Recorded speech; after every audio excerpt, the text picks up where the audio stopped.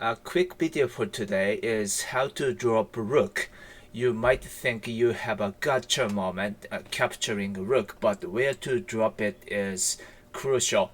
You will lose tempo otherwise. The first position can be frequently seen if you are a ranging Rook player or not. Your first instinct would make you drop on a2. It's not too bad, but not effective either, because white can easily defend by gold 7-1, and you have to withdraw, right? But then he can drop a pawn, and there is no progress here. And instead of dropping your rook on a2, you can drop it on a3. It seems to be the same, but it's not actually, because you can drop a pawn here. He can chase your rook, but then you can promote your rook somewhere. Even if he tries to defend like this, you can win the knight. So this is better. In this example, you have more squares to drop on. Rook 6-1 might have come to your mind because it looks great, skewering knight and lance. However, white can save one piece by knight 7-3, like this. After this exchange, you can pick up a lance, but he is able to have one piece in hand. He can fight back. You don't know, right? And there is a better move than this. And instead of 6-1, you can drop it on a3. What if knight runs? This time the exchange won't happen because you can simply take it. He can't actually recapture back because he will lose this silver as well, right?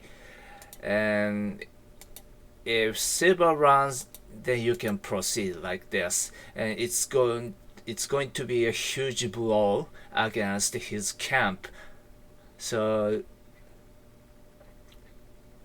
instead of 6-1, a3 is better, and this is very frequent and more convenient than you think it is.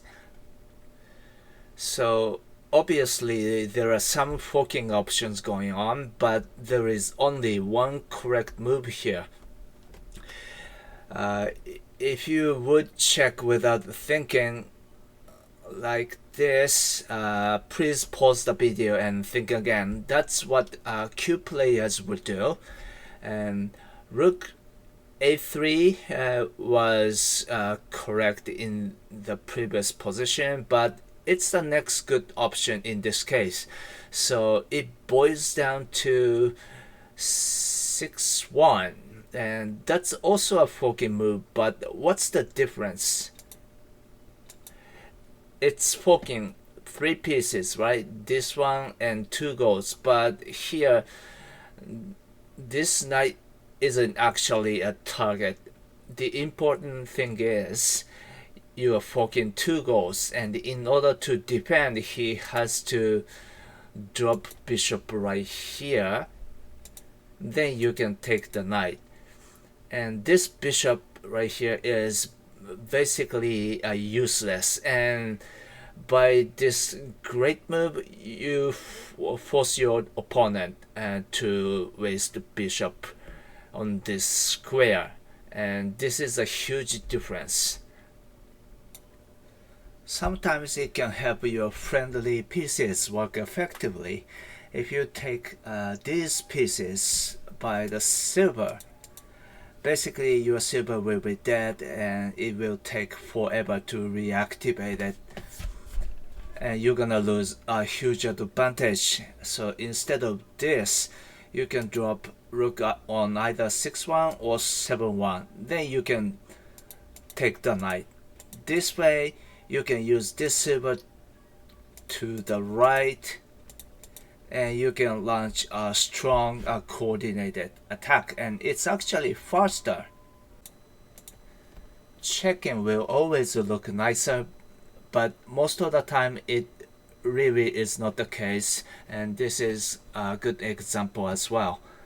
This is a check, right? But then he can just simply defend like that, and there is no great follow-up.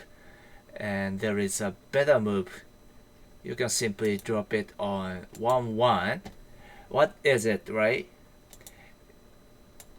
But if he tries to trap it, you can promote it this time, and this one square dragon position is so powerful because next lance promotion is unpreventable. Even if he tries to kill it, you can still promote the lance. If he takes it, this night drop is great because this is a brinkmate. Even if he tries to defend, you can drop a pawn right here, and he's going to be checkmated anyway. So he has to take your lance right here, then your rooks will survive. He has to drop something right here, then you can drop knight right here to attack this lance. So you're going to be better. And I will show you one good example. You can take the lance, right? And if he recaptures, then you can achieve vertical pincer attack. He cannot actually drop something this time because you got a lance, and you can drop it on 1-4. So you're good to go. Alright, that's all. Checkmating opponent's king is always the goal, but many people might forget that part because it makes you feel more powerful. However, how you use rook is so important, and I want you guys to avoid being too happy while a game is still going on. What I just showed you here is so helpful and will help you predict or even dictate what's going to happen down the road. I hope you like this, and thank you so much for watching.